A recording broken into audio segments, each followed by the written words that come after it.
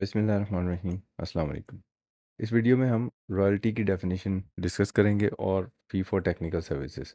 ये दो डेफिनेशंस हैं इंपॉर्टेंट, और ये डेफिनेशंस आप पढ़ेंगे जहाँ पे payments to non residents final tax regime में बात हुई है कि अगर आप रॉयल्टी की या फ़ी फॉर टेक्निकल सर्विसेज या फ़ी फॉर ऑफशोर डिजिटल सर्विसेज की पेमेंट करते हैं टू अ नॉन रेजिडेंट, तो वो पेमेंट जो है फाइनल टैक्स regime में ट्रीट की जाती है।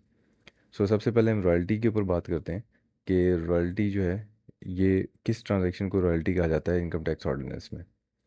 रॉयल्टी का पहले बेसिक आइडिया समझ लें। रॉयल्टी का बेसिक आइडिया ये है कि अगर आपके पास कोई इंटेलेक्चुअल प्रॉपर्टी हो, यानी वो कोई पेटेंट हो सकता है, कॉपीराइट हो सकता है, ट्रेडमार्क हो सकता है, या इसके अलावा भी कोई इंटेलेक्चुअल प्रॉपर्टी है, वो आप इस्तेमाल करने के लिए दें किसी बिज़नेस को, और वो बिज़नेस उसको इस्तेमाल करके प्रॉफिट्स अर्न करे और ग्रो करे।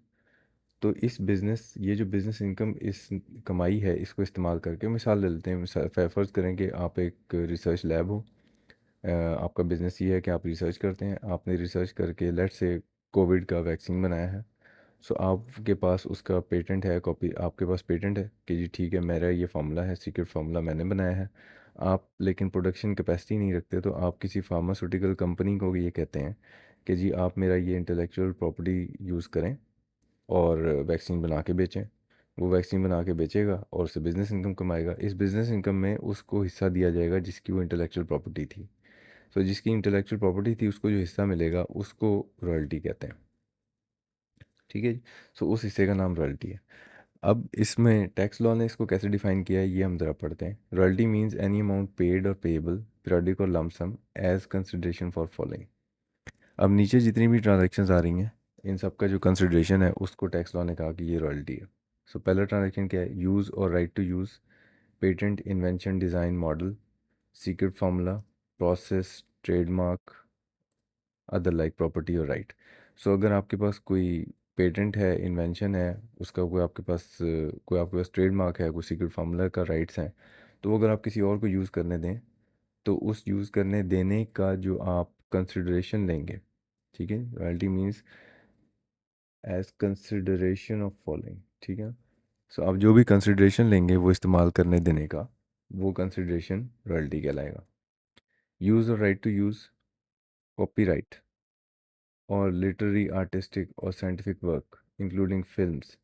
अब जैसे फॉर एग्जांपल आप ऑथर हैं, आपने एक किताब लिखी। अब इंटेलेक्चुअल प्रॉपर्टी तो आपकी है, लेकिन आप उसको प्रिंट करके बेचने का या एडवर्टाइज करने की कैपेसिटी नहीं रखते। तो आप एक पब्लिशर से रब्ता करते हैं और वो आपकी बुक प्रिंट करता है और मार्केट में बेचता है। तो वो जो प्रॉफिट अर्न करेगा अपने प्रिंटिंग से और डिस्ट्रीब्यूशन से, उसमें आपको हिस्सा देगा। दैट हिस्सा is called royalty of the author. ठीक है। इसी तरह लिटरेरी आर्टिस्टिक वर्क को हो सकता है, कोई सिंगर हो सकता है जो अपना वॉइस दे और उसको फिर उसकी जो आगे प्रोडक्शन हाउस है वो फिर उसकी रॉयल्टी पे करेगा। साइंटिफिक वर्क हो सकता है, फिल्म्स और video tapes for use in connection with television और tapes in connection with radio broadcasting. इसी तरह अगर आपने कोई ड्रामा बनाया है और आप वो किसी चैनल को चलाने के लिए देते हैं, तो आप उसकी रॉयल्टी ले सकते हैं उससे। ठीक है जी। But shall not include consideration for sale, distribution और एग्जीबिशन ऑफ सिनेमाटोग्राफ फिल्म्स। लेकिन फिल्म्स के केस में इस ट्रांजैक्शन को रॉयल्टी की डेफिनेशन में नहीं रखा गया है। नेक्स्ट इज रिसीव और right to receive visual image और sound transmitted by satellite, cable, optic fibre, similar technology in connection with television, radio, internet broadcasting. For example अब पाकिस्तान में कोई स्पोर्ट्स चैनल है जो ये चाहता है कि let's say world cup T20 जो है उसको लाइव दिखाया जाए, सिर्फ मेरे चैनल पे दिखाया जाए। तो वो जो भी सैटेलाइट जिसके थ्रू वो ब्रॉडकास्ट किया जाएगा, उनको जो कंसिडरेशन पे करेगा कि आप मेरे चैनल के ऊपर हम इसको दिखाएंगे पाकिस्तान में, तो वो जो आपने पेमेंट की है टू द सैटेलाइट या ऑप्टिक फाइबर कंपनी, तो वो आपने एक्चुअली रॉयल्टी पे की है कि ये मैं अपने चैनल के ऊपर ये जो सीरीज़ है मैच की, ये दिखाना चाहता हूँ। Supply of technical, industrial, commercial, scientific knowledge और स्किल। इसी तरह अगर आप कोई नॉलेज और स्किल प्रोवाइड करते हैं अ, तो उसका भी आप रॉयल्टी चार्ज कर सकते हैं।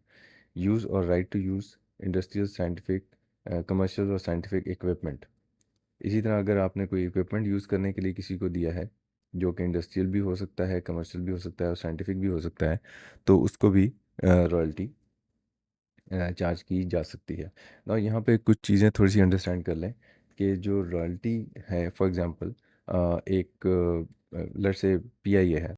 ये अब एक हाइपोथेटिकल एग्जांपल है जो मैं समझाने के लिए बात कर रहा हूँ कि पीआईए के पास बहुत ज़्यादा अगर पैसेंजर का लोड है ड्यूरिंग द हज सीज़न, ठीक है, तो वो किसी और एयरलाइन को कह सकता है कि आप अपना एयरक्राफ्ट हमें दे दें इस सीज़न के लिए, ठीक है, क्योंकि हमें लेट्स से इन 2 मंथ्स के अंदर बहुत ज़्यादा लोड है तो हम आपका एयरक्राफ्ट यूज़ कर लेंगे ना। अब अगर लेट्स से एबीसी कोई और एयरलाइन है, उसने उन्होंने कहा कि आप अपने एयरक्राफ्ट हमें दे दें। सो अगर तो इसके साथ कोई फिक्स्ड प्राइस हो जाएगी, फिक्स प्राइस, यानी कि आप उन्हें कहते हैं कि 1 महीने का हम आपको लेट्स से 10 मिलियन देंगे रेंट, ठीक है। सो ये रेंटल हो जाएगा। इसको आप ऑपरेटिंग लीज भी कह सकते हैं, ठीक है। सो आपने 2 महीने का उनसे कहा जी कि 2 मंथ्स के लिए हमें आप एक 3 या 4 एयरक्राफ्ट दें, हर एयरक्राफ्ट का हम आपको 10 मिलियन अदा करेंगे, ठीक हो गया जी। तो अब ये इसको हम बोलेंगे कि आपने ऑपरेटिंग लीज पे लिया है और आप वापस कर देंगे इस्तेमाल के बाद, राइट। लेकिन अगर इनके दरमियान ट्रांजेक्शन इस तरह से है कि एबीसी ये कहता है कि जितना तुम फेयर ट्रैवल फेयर कमाओगे, जितना तुम फेयर कमाओगे उसका एक परसेंटेज मैं आपसे चार्ज करूँगा, तो फिर यही ट्रांजैक्शन जो है वो फिर रॉयल्टी बन जाएगा, ठीक है।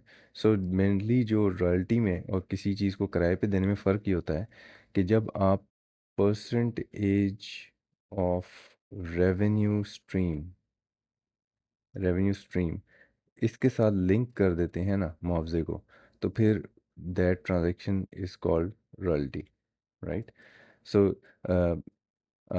इसी तरह यहाँ पे जो दूसरी चीज़ों की बात हुई है जैसे कि इंडस्ट्रियल, कमर्शियल, साइंटिफिक, सो इंडस्ट्रियल इक्विपमेंट भी हो सकता है। कोई लेट्स से कंस्ट्रक्शन कंपनी है, वो ये कहती है जी मुझे एक्सकेवेटर चाहिए, और वो किसी और कंपनी से कहती है कि आप सो एंड सो टाइम के लिए मुझे एक्सकेवेटर्स दे दो। और अगर इनके दरमियान मुआहदा ये है कि एक फ़िक्स कीमत किसी पीरियोडिक टर्म की अदा की जाएगी तो फिर वो ऑपरेटिंग लीज़ हो जाएगा। और अगर उनके दरमियान मुआहदा ये है कि जनाब हम आपको जो मुआवजा अदा करेंगे आपकी मशीन के इस्तेमाल का, वो हमने जो इनकम अर्न की होगी उसका सर्टेन परसेंटेज होगा, तो फिर वही ट्रांजैक्शन रॉयल्टी कहलाएगा, ठीक है। सो टर्म्स ऑफ ट्रांजैक्शन से डिफाइन होता है ये। Next is supply of any assistance ancillary and subsidiary to the property right mentioned above. इसी तरह इन्हीं जो ऊपर दी गई ट्रांजैक्शन है इनसे कनेक्टेड कोई और ट्रांजैक्शन है उसको भी रॉयल्टी कहा जा सकता है। डिस्पोजल ऑफ एनी राइट और प्रॉपर्टी मेंशन्ड अबव, इसी तरह अगर आप अपने किसी अबव मेंशन राइट को डिस्पोज ऑफ कर देते हैं। सो यहाँ पे एक और चीज़ समझ लें, जैसे कि यहाँ पे पेटेंट्स, इन्वेंशन, डिज़ाइन की बात हुई हुई है। तो ना फर्ज कीजिए कि अब आपके पास लेट्स से वही एग्जांपल लेते हैं कि आप एक रिसर्च लैब ऑपरेट करते हैं और आप मुख्तलिफ एवेन्यूज़ पे रिसर्च करते हो, और आप लेट्स से आप वैक्सीन्स बनाते हैं, ठीक है। सो आपने एक वैक्सीन बनाई एक बीमारी की और आपने उसका पेटेंट हासिल किया, तो इसका मतलब अब ये वैक्सीन सिर्फ आप ही बना सकते हो क्योंकि आपने सबसे पहले इसका पेटेंट हासिल कर लिया है, ठीक है। लेकिन आप किसी फार्मास्यूटिकल कंपनी को, फार्मा कंपनी को ये कहते हो कि जी आप इसको यूज़ कर लो और इसको जो है वो बनाकर बेचो, ये वैक्सीन बनाकर बेचो ना। इसमें हम 3 सिनेरियोस को डिस्कस करते हैं। पहला ये है कि आप you by yourself manufacturing, आप खुद ही बनाकर बेच रहे हो, तो इस पेटेंट को हम बोलेंगे कि दिस इज़ योर इंटेंजिबल, ये आपका इंटेंजिबल है, इसको आप एमोटाइज करोगे अपने बिजनेस में, राइट ना। सेकंड सिचुएशन क्या है? सेकंड सिचुएशन ये है कि आपने किसी फार्मास्यूटिकल कंपनी को कहा कि आप इसको यूज़ कर लें, राइट। तो अब अगर आपने किसी और को कह दिया कि आप यूज़ कर लो, तो फिर इसका मतलब ये है कि इसका जो कंसिडरेशन आपको मिलेगा दैट इज़ योर रॉयल्टी, ये इस पेटेंट रिसीव करने वाली कंपनी को के लिए रॉयल्टी होगा, ठीक है जी। और फार्मास्यूटिकल कंपनी अगर इसी को अपने इस राइट को बेच दे, यानी ये पेटेंट यू इसको इस्तेमाल करने का राइट इसने लिया था, it has got the right to use that patent, अपने इस राइट को बेच दे। पेटेंट अभी भी किसके पास है? इसी के पास है, पहले वाले के पास ही है। उसने सिर्फ राइट टू यूज़ दिया था, ये right to use pharmaceutical company ने बेच दिया है, तो फार्मास्यूटिकल कंपनी को जो कंसिडरेशन मिलेगा उसको भी रॉयल्टी बोलेंगे, ठीक है।